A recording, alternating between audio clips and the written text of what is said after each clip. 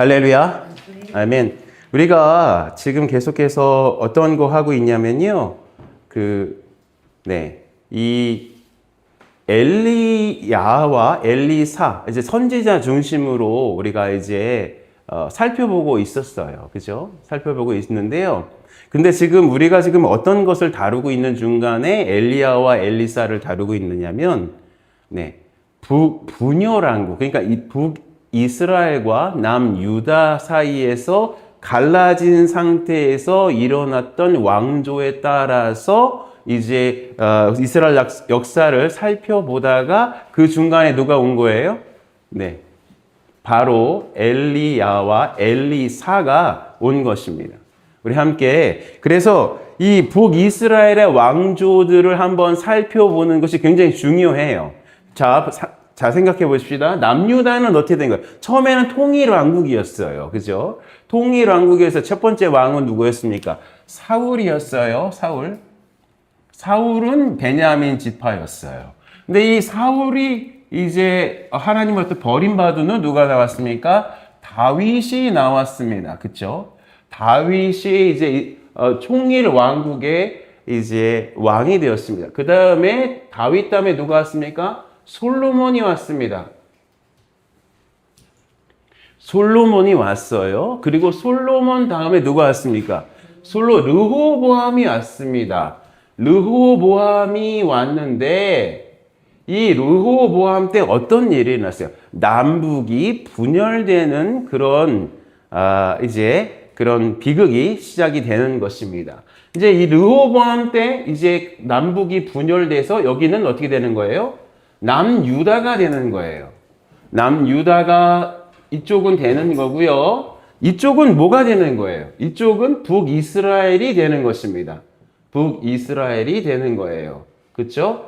그 르호보암 때 누가 이제 북이스라엘 왕이 됐습니까? 여로보암이라는 그 왕이 이제 등극하게 됩니다. 사실은 이 여로보암이라는 왕은 어떤 사람이었어요?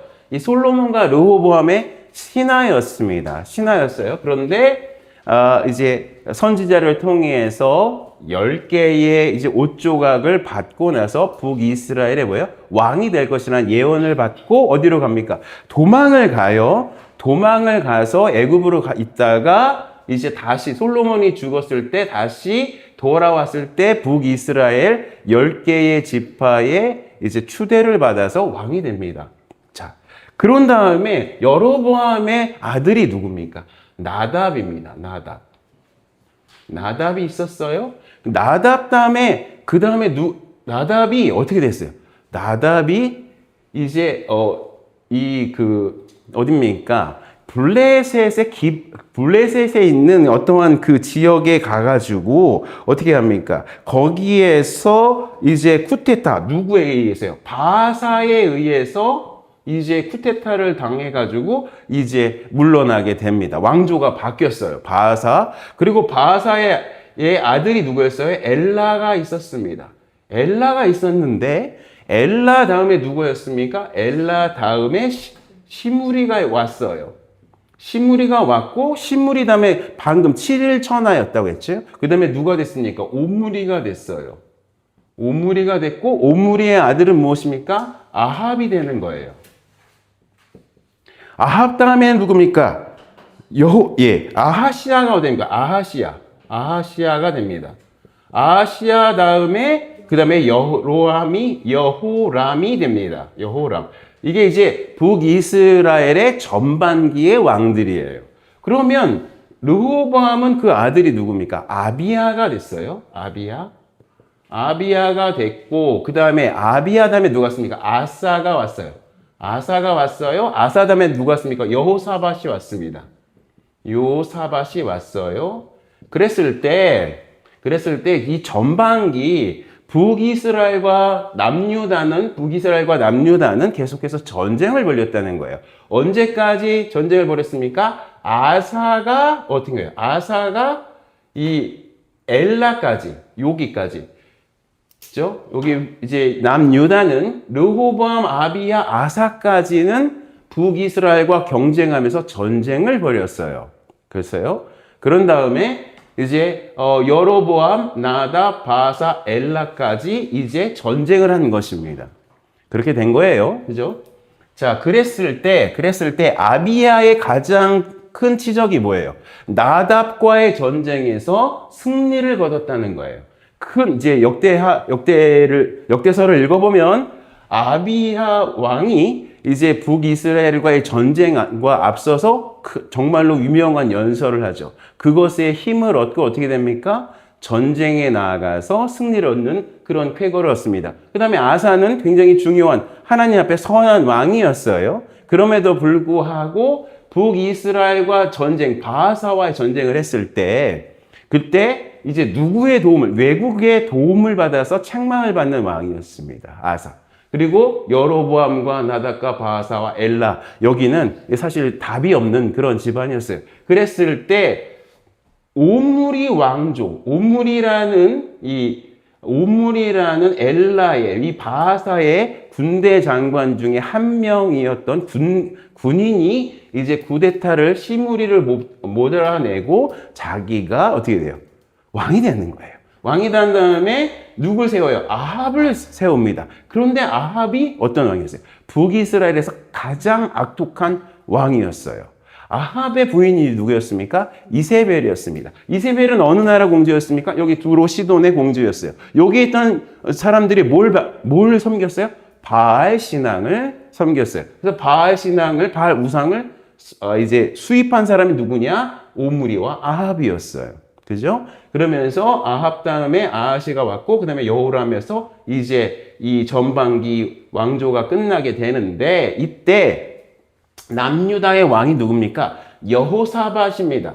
이 여호사밧이 이 오므리 왕조와 연합을 하게 되는 거예요. 그래서 요 시대부터 어떻게 됩니까? 중간기로 들어갈 때 북이스라엘과 남유다가 함께 이를 도모하게 되는데, 이를 도모하는 그 방향이 하나님의 그 놀라운 은혜의 방향이 아니라, 하나님께 거룩의 방향이 아니라 뭐예요? 자꾸 이상한 짓을 벌인다는 것이에요. 여기까지가 이제 우리가 전반기의 왕들을 한번 훑어보면서 정리한 내용이에요. 그 중에 이제 여기에서 이제 보면 이제 각기의 어떤 내용들을 한번 살펴보아야 하는데, 그렇죠? 뭐 여로보암은 우리가 너무나 잘 알다시피 이제 가짜 성전을 만들어서 왜냐하면 이 여로보암이 그 죄를 짓는 거죠. 황금 소를 만들어 놓고 이것이 바로 여호와라 이렇게 얘기해 놓고 가짜 레위인들 뽑고 가짜 절기 만들어서 이 북이스라엘이 영원토록 하나님께 돌아가지 못하도록 속이는 역할을 누가 했다면 이 여로보암이 했다는 거예요. 그리고 난 다음에 이제 나답이 이제 등장하는데, 이 나답은 나답은 누구와의 전쟁을 했습니까? 아비야의 전쟁을 해가지고 엄청나게 크게 패합니다. 그리고 난 다음에 이제 블레셋 기브돈이라고 하면 되겠습니다. 기브돈과의 전쟁에서 전쟁을 하려고 하는데 누구로부터 쿠데타를 받는 거예요? 바사를 통해서 쿠데타를 받는 거예요. 그리고 나서 몰락하고 바사는 새로운 왕이 됩니다. 이 바사는 어떠한 일을 합니까? 아사와 전쟁을 하는 거예요. 아사와 전쟁을 하죠. 그런데 아사는 그때 큰 잘못을 하죠. 외국 군대에 도움을 청합니다. 그리고 나서 이제 뭐 이렇게 쭉 이어가는 그런 왕조를 우리가 전반기 때 이제 살펴봤어요. 그런데 엘리야는 누구 때 등장합니까? 여기. 오므리 왕조의 아합 왕 때 엘리야는 등장하게 됩니다. 엘리야가 등장해서 뭘 합니까?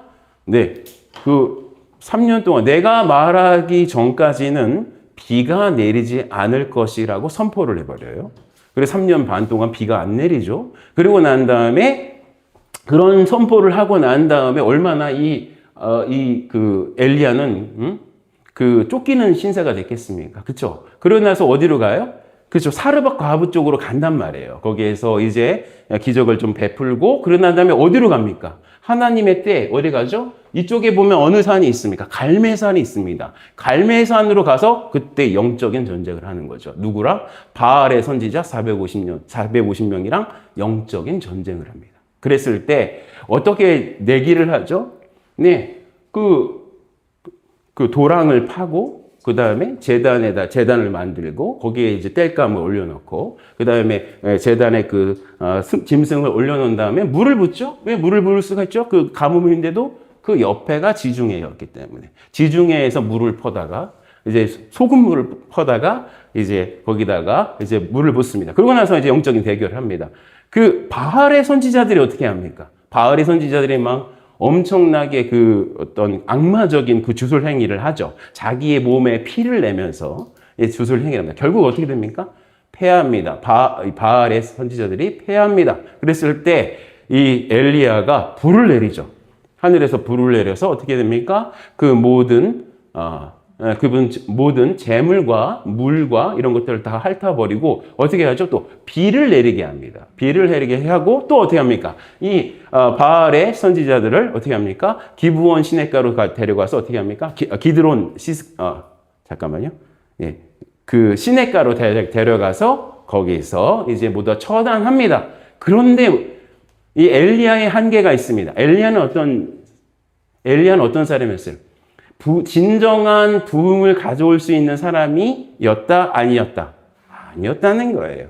엘리야가 보낸 불은 어떻습니까? 실질적인 불이고 사람들을 놀래킬 수 있는 불이었지만 사람의 마음을 변화시킬 수 있는 성령 하나님의 그 거룩한 불이 아니었다는 거예요. 그래서 그 실패감을 갖고 어디로 갑니까? 이제 호렙산으로 40주 40야를 걸어서 거기서 하나님 앞에 어떻게 합니까? 다시금 비전을 다시 한번 받고 삶의 목적을 받고 다시 돌아와서 어떤 일을 하느냐? 그 이야기가 바로 열왕기상 19장을 보면 이렇게 나옵니다. 자, 19장 16절. 너는 또 님시의 아들 예후에게 기름을 부어 이스라엘의 왕이 되게 하고 또 아벨무홀라 사밧의 아들 엘리사에게 기름을 부어 너를 대신하여 선지자가 되게 하라. 이렇게 얘기합니다. 지금 이때 그러니까 엘리야가 자기 자책 가운데 들어가서 다시 호렙산에 가서, 호렙산은 다른 말로 어디 산입니까? 신의 산이에요. 신의 산은 어떤 산입니까? 하나님으로부터 약속을 받은 산입니다. 그죠? 약속을 받은 산에서 다시금 하나님 앞에서 세미한 음성 속에서 하나님을 만나뵙고 다시 돌아와서 한 일은 뭡니까? 예후에게 기름을 붓고 그 다음에 후계자, 엘리야의 후계자가 누굽니까? 엘리사에게 기름을 붓고 선지자로 세우는 일을 하게 되는 것입니다. 그러니까 자, 선지자가 되어질 때도 뭐가 임한다는 것을 우리가 알 수 있어요? 기름 부음을 우리가 임한다는 것을 알 수가 있습니다. 그러니까 기름 부음의 행위를 하는 세 가지의 직분이 있어요. 구약에서 뭐가 있습니까? 왕이 세워질 때 기름을 붓습니다. 그렇죠? 그다음에 제사장이 세워질 때 기름을 붓습니다. 그 다음에 여기에서 확인한다시피 열왕기상 19장 16절에서 확인했다시피 선지자가 세워질 때도 어떻게 됩니까? 기름을 부었다는 것을 우리가 알 수가 있습니다. 그런데 이 세 가지 기름 부음이 누구의 사역이에요? 신약에서? 예수님의 사역입니다. 예수님의 기름 부음의 사역. 예수 그리스도. 이 그리스도라는 말이 무엇입니까? 그리스도라는 말은 기름 부음 받은 자. 써도 괜찮습니다. 굉장히 중요하다니까. 기름 부음 받은 자. 기름 부음 받은 자가 그리스도라는 뜻입니다. 그리고 히브리 말로는 뭡니까? 그리스도는 헬란 말입니다. 네, 히브리 말은 무엇입니까? 메시아예요.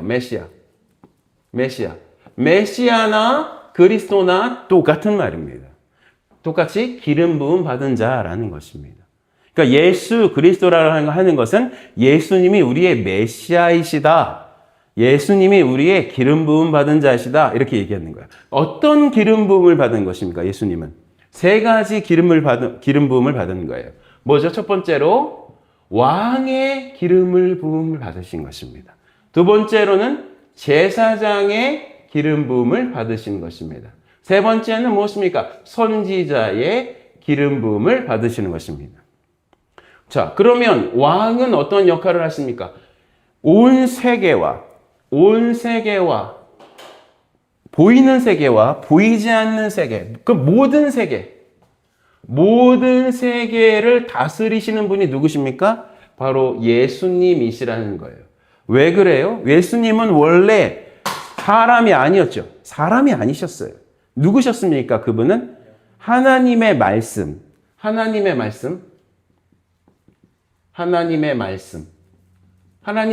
뭡니까? 하나님의 말씀이 바로 성자 하나님이 말씀하는 것입니다. 성자 하나님.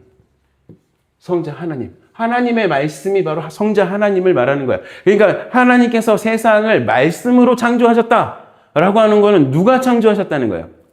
하나님께서 버블리 말씀하시는 그 말씀으로 창조하셨다는 말씀도 있지만 더 깊은 차원으로 보면은 누가 창조하셨다는 거예요? 삼위일체 하나님 중에서 성자 하나님께서 이 세상을 다 창조하셨다는 거예요. 그러니까 그분은 모든 세계, 보이는 세계와 보이지 않는 세계의 창조주가 누구시다? 성자 하나님이세요. 근데 성자 하나님이신데 이 세상이 어떻게 됐어요? 제가 계속해서 반복합니다. 하늘에서도 반역이 일어났고 땅에서도 반역이 일어났습니다. 그 모든 세계의 왕이신 예수님께서는 그 모든 반역을 한순간에 다 없애버리실 수가 있으셨어요. 사람도 눈 깜짝할 사이에 사단은 원래 어떤 존재입니까? 하나님을 섬기려고 하나님 창조하신 존재입니다. 근데 그 피조물인 그 사단이 어떻게 했어요?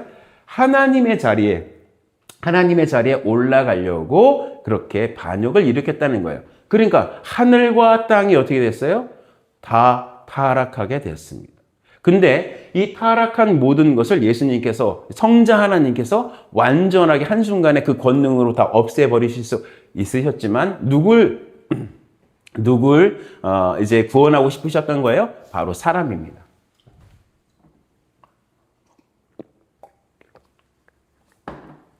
하나님은 원래 사람을 창조하신 그 목적을 계속해서 이어가고 싶으셨던 거예요.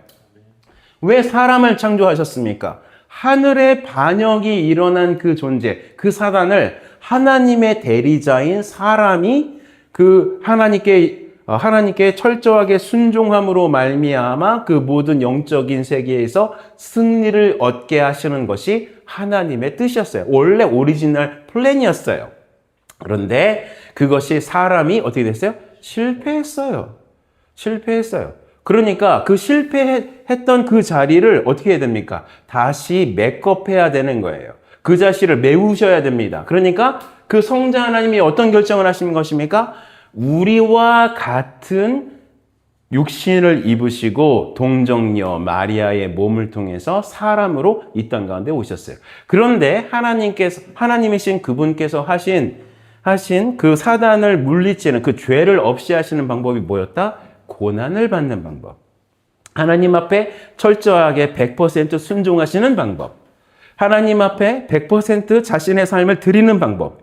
요만큼도 죄를 짓지 않으시고 거룩하게 사시는 그 방법으로 어떻게 합니까? 하나님이신 그분께서 육신을 가지시고 아담이 실패한 그 자리에 들어가셔서 승리하셨습니다. 최종적인 승리가 무엇입니까? 십자가에서 사망을 껴안으시고 사망 전에 우리의 죄를 다 껴안으시고 십자가에서 못 박혀 돌아가시는 방법으로 사망을 사망시키는 사건이 뭐다? 바로 예수 그리스도의 십자가 사건이다. 그리고 나서 그 사망의 완전한 승리의 그 선포로 어떻게 하십니까? 그 사망에서 부활하심으로 말미암아 완전한 승리를 성취하셨다는 거예요. 이게 예수님께서 하신 일이에요. 그런데 예수님께서 제가 아까도 말씀드렸죠? 첫 번째, 모든 세계를 지키시는 이 왕, 얼마나, 이 사실을 제가 깨닫고 나서 얼마나 예수님을 향해서, 정말 예수님 매력적이다. 예수님 빠져든다. 예수님 정말 멋있으시다. 어떻게 이런 생각을 하셨을까? 이렇게 되는 거야. 우리가 어떻게 돼? 여기에 들어가야 되는 거예요. 자, 제가 지금 계속 뭘 얘기하고 있어요? 예수님은 그리스도라는 것을 제가 말씀을 드리는 거예요. 선지자의 기름 부음을. 그러므로 왕으로서 모든 세계를 통치하시는 거예요. 어떻게 통치하시냐? 우리에게 보이시는 가장 강력한 무기인 예수 그리스도의 십자가를 통해서 우리의 모든 세계를 통치하셨다는 거예요. 그 얘기가 제 얘기가 아니에요. 골로새서 보겠습니다.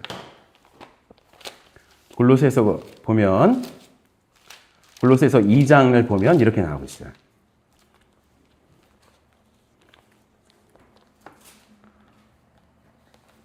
골로새서 빌골잘 2장. 예. 골로새서 2장에 보면 자.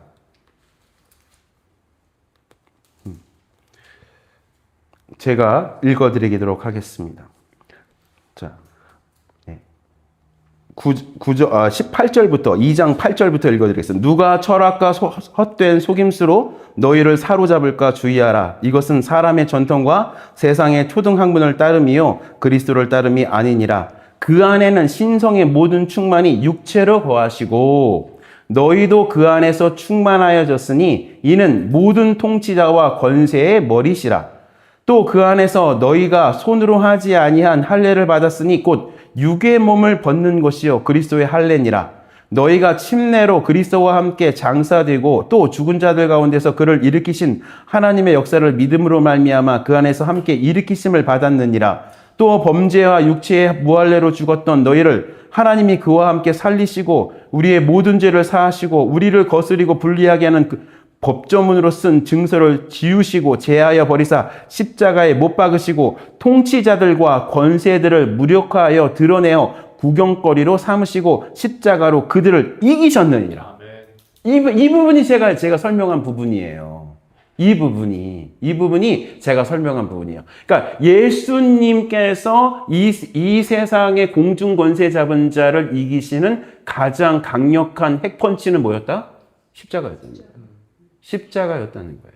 그러니까 원래 권세를 가지고 계시는 예수님께서 그 권세를 통해서 한꺼번에 이렇게 해가지고 완전히 없애버리는 그것을 가신 것이 아니라 원래 하나님께서 가지고 계셨던 그 계획은 사람이 사단의 그 모든 괴계를 깨트리는 그 어떠한 조건 아래서도 하나님 앞에서 순종함으로 말미암아 사단이 내걸었던 그 모든 참소가 아무것도 아닌 것이 되게 하시는 그 오리지널 플랜, 그 플랜을 어떻게 하셨다? 하나님이신 그분이 스스로 사람이 되어서 그렇게 내려오고 있었다. 그 증거가, 구약에서의 증거가 뭐예요? 욥기예요, 욥기. 욥기가 그 얘기를 하는 거예요. 욥기가 계속 사단이 하나님 앞에 참소를 하죠. 누굴 참소합니까? 사람을 참소하는 거예요. 사람을 참소한다는 이야기는 무엇입니까? 하나님의 오리지널 플랜. 하나님, 이 사람 만들어서 저를 어떻게 할 수 있겠어요? 이 사람이 순종함으로 말미암아 나의 그 모든 하나님 앞의 도전이 완전히 깨어질 것이 맞아요. 근데 사람이 결코 그렇게 할 수 있을까요? 그게 욥기의 가장 중요한 숨은 뜻입니다. 근데 욥은 어떻게 합니까? 실패하죠. 자신이 가지고 있는 그 모든 것으로 애써가지고 그것을 어느 정도 방어는 하지만 그렇지만 하나님이 원하시는, 하나님께서 원하시는 그 자리까지는 가지 못하는 거예요. 그러면 욥 대신 누가 오신 거예요? 예수님이 오신 거예요. 그 예수님이 당하신 그 고난은 누가 당한 고난과 비슷한 거예요? 훨씬 더 뛰어넘는 거예요? 욥기에서 욥이 당한 고난을 뛰어넘는 것입니다. 욥은 그 모든 고난 속에서 하나님을 원망하고 하나님 앞에 욥이 했던 이야기가 무엇입니까? 난 사람 친구들한테 뭐라고 얘기했습니까? 나는 죄 없어. 나는 죄 없는데도 불구하고 이런 고난을 당하는 거야. 그러니까 친구들이 뭐라고 얘기합니까? 너가 죄를 지었기 때문에 이 고난을 당하지. 그러니까 이 욥이나 욥의 친구들은 무엇입니까? 그 시각이 뭐예요? 굉장히 낮은 수준에서만 그 시각이 이루어지고 있잖아요. 욥이 당하는 자신이 당하는 그 고난이 무엇인지 알지 못하는 거기까지 가는 거예요. 거기에 머물러 있는 거예요. 근데 하나님은 당신의 아들이신 예수님을, 성자 하나님을 그 욥의 자리로 내팽개쳐서 욥이 당한 그 모든 고난을 대신 받으심으로 말미암아 욥을 계속해서 참소하는 사단을 멋지게 물리치셨다는 거예요. 그게 복음이에요. 그랬을 때 그게 바로 그 이야기가 바로 골로새서에서 말씀하시는 왕의 의미이고 지금 기름 부음 받은 자 예수 그리스도 안에 있는 왕으로서의 기름 부음이 이 의미가 있다는 거예요.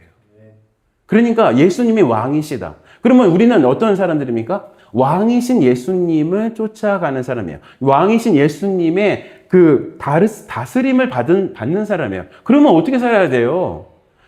왕이신 그분이 고난을 받으심으로 말미암아 승리를 얻었는데 우리한테 찾아오는 그 모든 고난은 어떻게 되는 거예요? 어떤 의미가 있는 거예요? 우리는 누구의 영을 받은 사람입니까? 예수님의 영을 받은 사람입니까? 성령 하나님은 예수님이십니다. 예수님의 영이세요. 하나님의 영이십니다. 근데 그러면 우리를 어디로 인도하실까요? 우리가 전사라면, 우리가 예수 그리스도의 전사라면 어디로 인도하시느냐? 고난을 기꺼이 받는 그 자리. 뭘 위해서요? 이 하나님 나라를 위해서. 진정한 왕이신 예수 그리스도가 이 땅 가운데 다시 재림하실 것인데, 데살로니가 전서 4장처럼 이 땅 가운데 재림하실 텐데, 그 왕을 우리가 맞이할 수 있는 그 자리, 그거를 준비하는 그 자리로 하나님은, 이 성령 하나님은 우리를 인도하실 거란 말이에요. 그러니까 성령 하나님이 우리를 어디로 인도하실 것이냐는 것을 정확하게 알아야 복이 영화가 아니에요. 성공이 아니에요. 거룩을 요구하는 그 자리예요. 힘듦을 감수하는 그 자리예요. 내가 원하는 것을 꺾어야 하는 그 자리예요. 그것이 바로 성령 하나님이 우리를 인도하시는 자리예요. 왜요? 예수님이 왕이신데 그 왕이 그 삶을 사셨기 때문입니다. 그러니까 헷갈려서 나가서는 안 되는 거예요. 우리가 성령 하나님을 누린다는 것, 성령 하나님과 교제한다는 것, 성령 하나님과 닮아간다는 것, 그것은 예수 그리스도를 닮아간다는 것인데 예수님은 왕으로서 우리를 거기로 인도하신다는 거예요. 그랬을 때 그게 바로 왕으로서의 기름 부음을 말씀드리는 거예요. 자, 제사장은 무엇입니까? 제사장은 중보자를 이야기하는 것이에요. 중보자. 예수님은 우리의 뭐예요? 유일한 중보자이세요. 왜 중보자이십니까? 예수님은 하나님이시자 사람이시잖아요. 100% 신성과 100% 인성을 가지신, 신성과 인성이 하나로 연합되어서 가신 하나의 인격이신 분이 누구예요? 예수님이에요. 그러면 예수님, 하나님과 우리를 이어줄 수 있는 분이 누구라는 겁니까? 유일한 주인. 예수님이라는 거예요. 예수님이 우리와 하나님 사이를 이어주시는 유일한 중보자가 된다는 거예요. 그러면 우리가 예수 그리스도를 통해서 어떻게 해요? 하나님과 연결되어집니다. 생명으로 하나로 연결되어지는 것이에요. 그래서 우리를 뭐라고 얘기하는 거예요? 작은 예수라고 불리우는 거예요. 우리는 작은 예수예요. 그런데 우리가 하나님의 가족과 가운데 부르심을 받았다고 할지라도 예수님이 우리의 뭐라고 하는 거야? 우리의 큰오빠이시자 자매님들은 큰오빠가 되시고 형제님들은 우리의 큰형님이 되셔서 하나님의 가족이 되었다고 할지라도 우리가 가지고 있는 본질이 바뀌어요? 우리는 신이 될 수 없어요. 이거 굉장히 중요한 부분이에요. 어떤 이단은 우리가 신이 될 수 있다고 얘기하는 사람이 있습니다. 그런 이단이 가르침이 있습니다. 왜냐하면 예수 그리스도를 통해서 연합이 되었기 때문에 우리가 하나님의 가족이 돼. 우리는 영원히 피조물의 단계에 있을 거예요. 신이 되지 않습니다. 그리고 예수님은 당신의 영광을, 삼위일체 하나님은 당신의 영광을 다른 사람과 나누지 않아요. 그렇다면 우리는 어느 정도까지의 원광이냐면 피조물 중에서 가장 높은 위치에 가는 거기까지의 원광이에요. 잘못 생각하면 큰일 납니다. 요렇게 가르침을 딱 주었을 때 요거를 이거 뭐지? 저기 맞는 거 아닌가? 이렇게 해서 헷갈려서는 안 돼요. 그것이 바로 뭐예요? 중보자. 그러면 선지자는 어떤 역할을 합니까? 엘리야 선지자 우리가 계속해서 다루었어요. 엘리사 선지자 이제 우리가 다룰 거예요. 선지자는 어떠한 역할이시냐면, 어떤 기름 부음이냐면, 우리에게 진리를 가르쳐 주시는 분이 누구십니까? 예수 그리스도시라는 거예요. 그럼 지금 제가 복음의 전체적인 것을 계속해서 말씀드리고 있는데, 이 진리가 지금 누구한테 오신 거예요? 누구한테 온 거예요? 예수님께 온 거예요. 말씀을 통해서. 그러면은 저는 지금 이 말씀을 전하려면 지금 어떻게 했어야 됩니까? 예수님을 만났어야죠. 왜냐하면 선지자이신 예수님. 그러니까 우리가 예수님을 만난다. 그러면 예수님의 이 세 가지 기름 부음의 영역 가운데서 내가 예수님을 경험한다고 말씀드려야 합니다. 근데 어떻게 해요? 말씀을 통해서요. 그래서 제가 말씀을 강조하는 것이에요. 자, 그러면 제가 이제 열왕기상 19장에 나오는 2장에 나오는 엘리야가 엘리사에게 기름을 부었다는 그 장면 때문에 여기까지 복음을 다시 한번 설명한 것입니다. 아멘. 그러니까 여러분 잘 생각하세요. 이 그림이 여러분의 마음속에 확 와야 돼요. 아멘. 여러분의 생각 속에 여러분의 세계관이 이 그림 복음으로 바뀌어야 돼요. 바뀌어야 돼요. 이 복음으로 자기 자신이 바뀌어야 돼요. 그러니까 이 복음의 큰 그림 가운데 자기가 필이 되지 않고 있다면 그 나머지 이제 자신의 어떤 경건의 행동이라던가 아니면 뭐 기도를 열심히 한다던가 아니면 성경을 많이 열심히 읽는다던가 그게 그리고 뭐 조금 더 착한 사람이 된다던가 아니면 뭐 좀 더 뭐 이렇게 거룩하게 산다던가 이런 모든 것들이 어떻게 되냐면 종교 행위가 된다. 종교 행위가 된다는 거예요. 내가 지금 하고 있는 생각, 내가 지금 내리고 있는 결정, 내가 내리고 있는 그 모든 것이 하나님 나라에 어떻게 적용될 것인가, 이 복음에 어떻게 적용할 것인가, 그 기준이 이거여야 된다는 거예요. 이 진리여야 한다는 거예요. 그래야 내가 지금 하고 있는 그 모든 일들이 그냥 종교적 행위에 그치는 어떤 사람은 굉장히 기분 좋아해요. 제가 오늘 성경을 10장 읽었어요. 기분이 좋아요. 왜냐하면 종교적인 행동으로 자기의 마음을 이제 채웠으니까요. 기도를 1시간 했어. 1시간 했어요. 나 기도를 1시간이나 했어요. 그거에 기분이 좋아요. 근데 so what? 당신이 하나님의 말씀을 읽은 것이 이 놀라운 하나님의 복음을 깨닫는 것과 어떻게 연결되어진 거예요? 당신이 드린 하나님의 그 기도가 이 놀라운 하나님 왕이시며 제사장이시며 선지자이시고 새 하늘과 새 땅의 창조주이신 예수님을 영화롭게 하는데 그 예수님을 깨닫는데 어떻게 작용이 된 거예요? 그거를 하지 않아요. 그냥 사람들은 어떻게 되냐면 그냥 주일 예배 오는 거 가장 밑바닥 단계인 그거예요. 그러니까 종교의 영에서 벗어나라는 얘기가 그거예요. 자기가 뭔가 했다는 그것으로 자기를 만족하는 거. 어떤 신앙적인 행동으로. 그러면 이 그림과 전혀 다른 이상한 사람이 되는 거예요. 이상한 사람이 되는 거예요. 그러니까 이 부분이 엘리야 선지자와 엘리사 선지자에 대해서 얘기할 때 또 굉장히 중요한 부분입니다. 그래서 그러니까 이 구약 성경은 보고예요. 보물 창고입니다. 어떤 창고냐?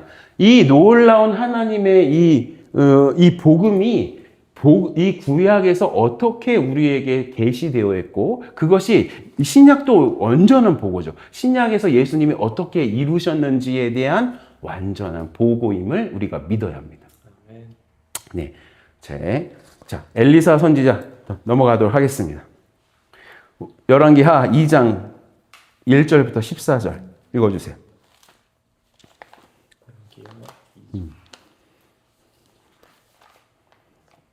열왕기하 2장 14절 읽어주세요. 14절이요? 2장 1절부터 14절. 여호와께서 회오리 바람으로 엘리야를 하늘로 올리고자 하실 때 엘리야가 엘리사와 더불어 길갈에서 나가더니 엘리야가 엘리사에게 이르되 청하건대 너는 여기 머물라 여호와께서 나를 베델로 보내시느니라 하니 엘리사가 이르되 여호와께서 살아계심과 당신의 영혼이 살아있음을 두고 맹세하노니 내가 당신을 떠나지 아니하겠나이다 하는지라. 이에 두 사람이 베델로 내려가니 베델에 있는 선지자의 제자들이 엘리사에게로 나와 그에게 이르되 여호와께서 오늘 당신의 선생을 당신의 머리 위로 데려가실 줄을 아시나이까 하니 이르되 나도 또한 아노니 너희는 잠잠하라 하니라.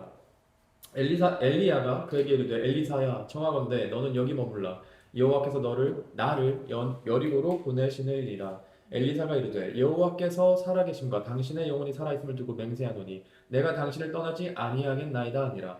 그들이 여리고에 이르매 여리고에 있는 선지자의 제자들이 엘리사에게 나와 이르되 여호와께서 오늘 당신의 선생을 당신의 머리 위로 데려가실 줄을 아시나이까 하니 엘리사가 이르되 나도 아노니 너희는 잠잠하라. 엘리야가 또 엘리사에게 이르되 청하건대 너는 여기 머물라 여호와께서 나를 요단으로 보내시니라 하니 그가 이르되 하나님께서 살아계심과 당신의 영혼이 살아있음을 두고 맹세하노니 내가 당신을 떠나지 아니하겠나이다 하는지라. 이에 두 사람이 가니라. 선지자의 제자 50명이 가서 멀리 서서 바라보매 그 두 사람이 요단가에 서 있더니 엘리야가 겉옷을 가지고 말아 물을 치매 물이 이리저리 갈라지고 두 사람이 마른 땅 위로 건너더라. 건너매 엘리야가 엘리사에게 이르되 나를 내게서 데려감을 당하기 전에 내가 내게 어떻게 할지를 구하라. 엘리사가 이르되 당신의 성령이 하신 역사가 갑절이나 내게 있게 하소서 하는지라. 이르되 내가 어려운 일을 구하는도다. 그러나 나를 내게서 데려가시는 것을 내가 보면 그 일이 내게 이루어지려니와 그렇지 아니하면 이루어지지 아니하리라 하고 두 사람이 길을 가며 말하더니 불수레와 불말들이 두 사람을 갈라놓고 엘리야가 회오리 바람으로 하늘로 올라가더라. 엘리사가 보고 소리 지르되 내 아버지여 내 아버지여 이스라엘의 병거와 그 마병이여 하더니 다시 보이지 아니하는지라. 이에 엘리사가 자기의 옷을 잡아 둘로 찢고 엘리야의 몸에서 떨어진 겉옷을 주워 가지고 돌아와 요단 언덕에 서서 엘리야의 몸에서 떨어진 그의 겉옷을 가지고 물을 치며 이르되 엘리야의 하나님 여호와는 어디 계시나이까 하고 그도 물을 치매 물이 이리저리 갈라지고 엘리사가 건너니라. 네, 여기까지. 지금 엘리사가 지금 전면적으로 등장하는 그런 사인입니다. 제가 이제 여러 가지 엘리야가 승천하는 이 장면에서 엘리야의 승천이 마치 우리 그 이스라엘 백성들이 가지고 있는 그 고정적인 시선은 어디에 있습니까? 땅에 있는 거죠. 땅에 있어요. 그런데 땅의 회복 그리고 이스라엘 나라의 회복에 그 모든 시선들이 고정되어 있는데 엘리야가 승천함으로 말미암아 그 비전이 옳은 비전이 아니라 정말로 1차적인 비전이고 정말로 엄청난 하나님 원하시는 비전이란 영적인 비전이었다라고 제가 말씀드린 적이 있어요. 기억하시죠? 그런데 이거를 다른 신학자들은 이렇게 얘기를 하는 거예요. 어떻게 얘기를 하냐면 지금 보세요. 엘리야가 지금 머무는 장소, 여기 이제 열왕기하 2장에서 보여주는 그 장소들을 보면 어때요? 출애굽해가지고 나오는, 출애굽을 해가지고 가나안 땅에 들어갔을 때 그 이스라엘 군대들이 머물렀던 장소를 거꾸로 리와인드해서 가는 그걸 보여준다는 거예요. 이해하세요? 자, 제가 좀 그림을 그릴게요. 자, 보세요. 처음에 어디로 갔어요? 베델에 가 있어요. 베델에 뭐가 있었어요? 성막이 머물렀잖아요. 베델로 갔다가 베델에서 어디로 갑니까? 여리고로 갑니다. 여리고에서 어디 요단강으로 갑니다. 그 요단강에서 이제 승천을 하는 거예요. 그러면 하나님의 법궤가 들어간 자리예요. 들어간 자리를 거꾸로 이제 리와인드해서 가는 거예요. 그러면 여기에서는 하나님의 다른 측면에서 보면 하나님의 진노가 이스라엘 백성을 향한 하나님의 진노가 숨겨져 있는 거예요. 뭐냐면 이제 야 북이스라엘 너희들과 내가 이제 맺었던 그 모든 언약을 파기하고 이제 다 되물을래라고 하는 하나님의 그 경고가 들어가 있는 거예요. 그런데 하나님께서 어떻게 하셨어요? 누굴 남겨놨어요? 엘리사를 남겨놓았다는 거예요. 그래서 비록 엘리야는 하나님의 법궤가 하나님의 군대들이 들어갔던 그 장소를 거꾸로 해가지고 하늘로 올라가서 승천했지만 그 모든 비전은 하나님께서 그래도 국률이 넘치시는 하나님께서 어떻게 하셨다? 그 모든 비전, 이스라엘 향한 하나님의 비전은 누구를 통해서 이어지게 한다? 엘리사를 통해서 이어지게 한다. 거기를 우리가 간파해야 하는 거예요. 그러니까 여러 가지 해석을 할 수가 있지만 그래도 왜 하나님께서는 엘리야를 베델에 있게 하시고 그 다음에 여리고에 있게 하시고 여리고에 있다가 요단에서 이제 들림을 받게 하셨나. 거기에 대한 해석의 굉장히 중요한 부분. 그다음에 성경 역사적인 해석에서는 이렇게 해석할 수가 있다는 거예요. 그러면 엘리사는 하나님께서 주시는 이 놀라운 언약을 캐리하는 사람, 이어가는 사람으로 부르심을 받았다는 것을 우리가 알 수가 있죠. 근데 그런 증거가 뭐예요? 엘리야의 겉옷인 거죠. 네, 엘리야의 겉옷을 받아들고 그것을 어떻게 합니까? 요단강 물을 다시 칩니다. 이건 뭐예요? 다시 요단강 물을, 그러니까 지금 제가 성급하게 판단하는 것은 아니지만 요단강 저 반대편이었다는 거예요. 그죠? 반대편. 그러니까 지금 요단강이 이렇게 되어 있으면, 요단강이 이렇게 흐르고 있으면 이쪽은 이제 여리고가 이쪽에 있고, 그 다음에 요단강을 건너면 이쪽이란 말이에요. 이 느보산이 있는데, 모압 평지, 그쪽이란 말이에요. 제가 가봤어요, 거기를. 거기가 요렇게 있고, 그 다음에 여기를 건너면 바로 여기 이제 모압 평지가 있는 거예요. 그러면, 그랬을 때, 엘리야는 여기를 건너면서 승천을 한 거예요. 그러면 엘리사는 여기 있는 거예요. 그렇죠? 근데 뭘 받아든 거예요? 겉옷을 받아든 거예요. 겉옷을 받아들고 뭘 쪼개요? 물을 쪼개요. 그죠? 물을 쪼개서 물을 갈라서 거기를 건너갑니다. 그 일을 누가 한 거예요? 이스라엘 백성들이 한 거예요. 이스라엘 백성들이 가나안 땅으로 들어갔을 때 그 일을 했던 거죠. 어떻게 해요? 법궤가 어디에 멈췄습니까? 요단강 그 강에 이렇게 서 있잖아요. 그러면 물땀이 이렇게 쌓여져 가지고 백성들이 그 마른 땅을 요단강을 건너서 들어가잖아요. 근데 그 건너서 들어가는 그 제어를 누가 하는 거예요? 엘리사가 다시 하는 거예요. 그리고 그 엘리사를 통해서 다시금 이 북이스라엘에 뭐가 이어진다? 하나님의 그 놀라운 소망이, 비전이 계속해서 흘러간다. 그 비전이란 무엇이냐? 이스라엘 백성을 통해서 언젠가 누가 와요? 예수 그리스도가 오실 텐데, 그 메시아가 오실 텐데, 그것의 배경이 되어지는 그런 모든 삶과 그 모든 준비들을 이스라엘 백성들로 하여금 계속해서 이어나가게끔 하시는 하나님의 그 소망과 비전은 계속 이어진다. 어떻게 해요? 엘리사가 엘리야의 그 겉옷을 가지고 그 요단강을 가르고 건너가는 것을 통해서 이어진다는 거예요. 이해되시죠? 네. 그래서 이제 그 엘리야의 기적이, 이제 엘리사의 기적이, 물 갈라짐의 기적이 그런 영적인 의미가 있다라는 것을 우리가 알 수가 있어요. 자, 그래서 2번. 여리고의 물 정화 한번 보겠습니다. 열왕기하 2장 19절 한번 보겠어요? 네. 그 성읍 사람들이 엘리사에게 말하되 우리 주인께서 보시는 바와 같이 이 성읍의 위치는 좋으나 우리 나쁨으로 토산이 익지 못하고 떨어지나이다. 그래서 저 21절 한번 읽어주세요. 엘리사가 물 근원으로 나아가서 소금을 그 가운데 던지며 이르되 여호와의 말씀이 내가 이 물을 붙였으니 이로부터 다시는 죽음이나 열매 맺지 못함이 없을지니라 하셨느니라 하니. 예, 그렇습니다. 자, 그러면 엘리사는 지금 어떠한 모습을 보여줘야 되는 거예요? 자, 엘리야는 하늘로 승천했어요. 그러면 엘리사는 어떤 역할을 해요? 엘리사는 뭘 받았어요? 기름 부음을 받았잖아요.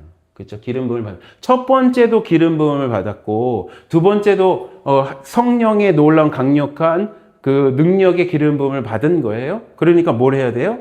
백성들을 고치는 일을 해야 되는데, 특별히 어떤 일을 해야 됩니까? 물근원을 깨끗하게 하는, 사람을 살게 하는 생수의 근원을 만드는 일을 누가 했어야 되는 것입니까? 엘리사가 했어야 되는 것입니다.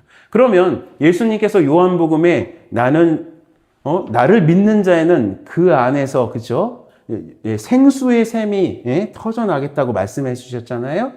그 이야기는, 그 말씀은 어디에서부터 온 거예요?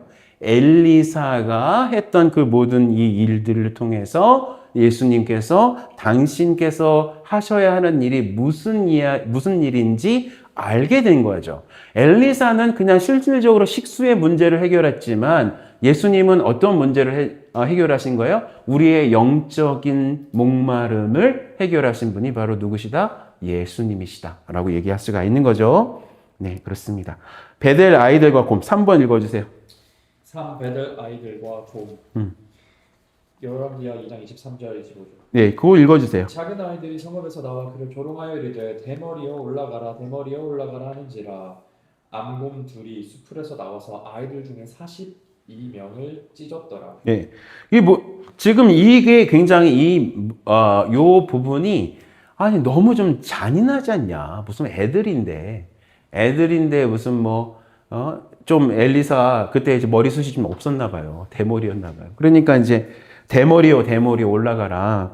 근데 이제 대머리가 이제 문제가 된 게 아니라 여기 문제가 되는 그 대사는 뭐냐면 올라가라는 거예요. 올라가라. 올라가라는 것은 무엇이에요?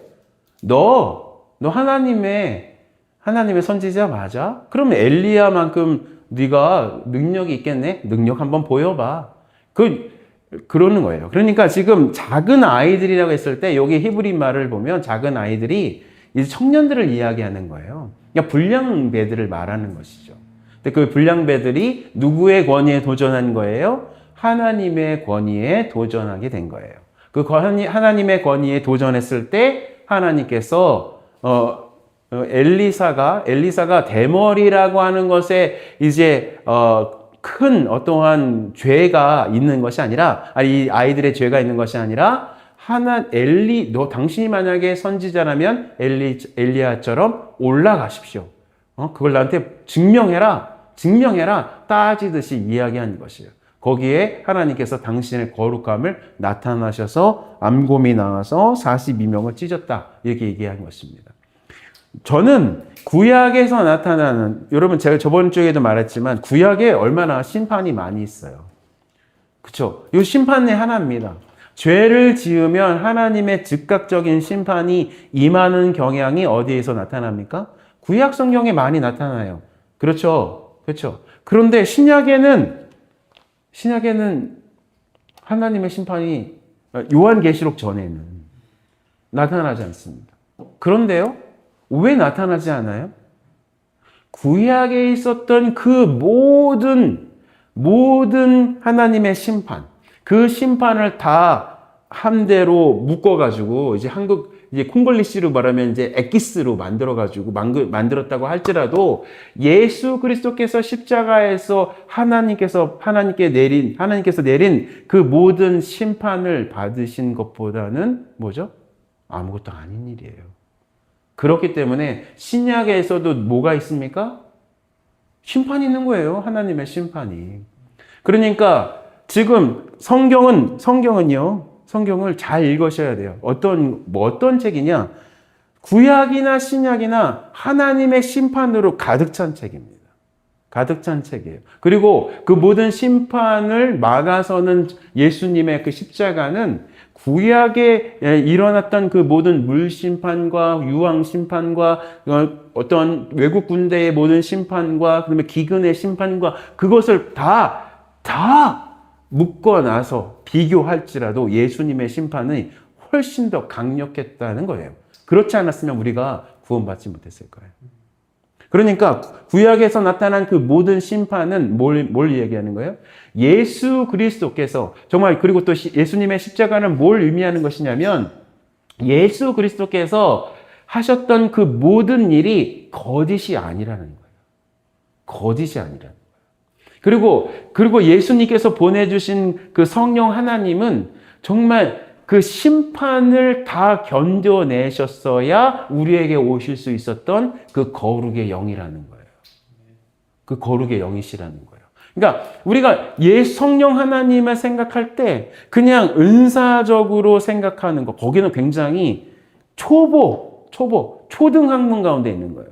성령 하나님을 우리가 생각할 때는 엄청난 거룩함의 핵심, 그 거룩의 출발, 그 거룩의 창조자이신, 그리고 심판의 주인이신 그분으로 믿고 나가야 우리가 헷갈리지 않아요. 어떻게 헷갈리지 않습니까? 예수님이 진짜 우리의 하나님이시고 예수님이 하셨던 모든 일들이 정말이며 성부 하나님께서 정말로 진짜이며 그리고 이제 성령 하나님이 일으키신 그 모든 일들이 정말로 진실하며 사실인 것을 증명할 수 있는 그 하나님의 성품이 뭡니까? 하나님의 거룩하심이라는 거예요. 그러니까 우리가 죄를 지으면 왜 우리 믿음이 흔들려요? 여러분 잘 생각해 보세요. 죄를 지으시면은 믿음이 흔들려요.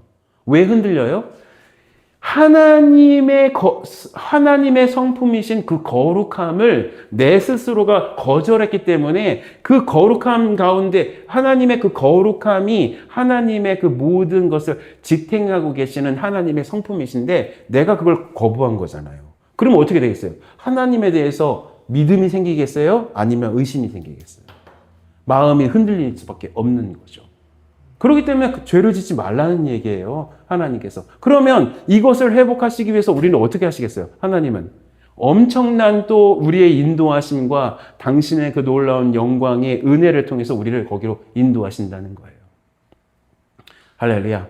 네. 오늘 여기까지 하도록 하겠습니다.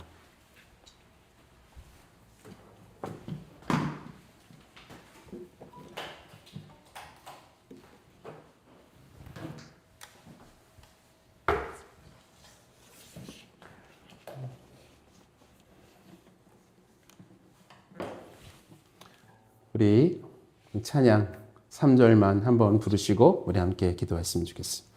자, 우리 그 거룩하신 그 하나님 앞에 우리의 모든 것을 드리면서 가면 좋을 것 같아요. 주의 보좌로 나아갈 때 주의 보좌로 나아갈 때에 기쁨 찬미 소리 외치고 겁과 두려움 없어지리 영원하신 발에 안기세 주의 발에 굵으신 발에 안기세 주의 아래 영원하신 발에 안기세. 여러분 진정한 회개가 뭔지 아십니까? 진정한 회개라는 것은 우리의 그 삶의 태도와 삶의 방향을 제가 아까 말씀드렸듯이 하나님의 이 놀라운 계획, 이 복음 안에 자신의 삶을 결정하는 것, 그게 회개입니다. 그냥 나쁜 짓 해서 하나님 죄 지어서 하나님 용서해 주세요. 그 정도까지가 회개가 아니라 하나님 제가 그 놀라운 하나님의 부르심 가운데서 반했던 그 모든 죄들이 하나님 좀 용서하여 주시고 이 마음으로 하나님 이 놀라운 하나님의 그 플랜으로 제가 들어가길 원합니다. 그게 회개입니다. 하나님 이